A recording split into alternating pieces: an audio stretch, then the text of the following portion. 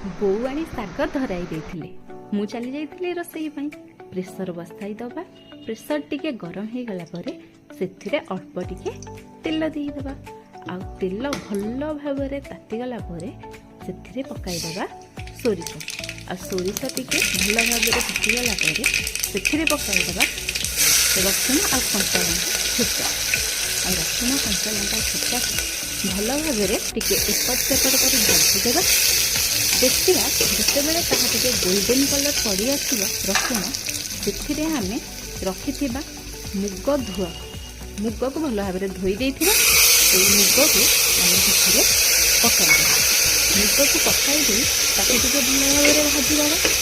सी टे भल भाव में भाजी हो आसो से देदबा गोटे गिना पानी दे सारापर आम टे फुटवा छाड़ीदा। आसे टिके भल भाव में फुटी आसला देखो गोटे उतर आसला से पकईदबा अल्प टिके लुण तापर काटिकी रखि शाग। ये शाग हूँ अन्नाबना शाग जहाँकि विभिन्न प्रकार शाग मिक्स होता से शाग को आम मुग सहित भल भाव में गोलाईदब आसे टिके भल भाव में गोड़ी हो भल भाव में टिके फुटवा छाड़ीदबा। तापर आम प्रेसर ढाकुणी को देदेव।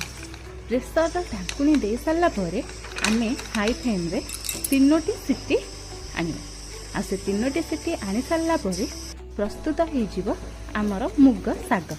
देखंतु ये मुग शाग देखिया केते सुंदर लगुच।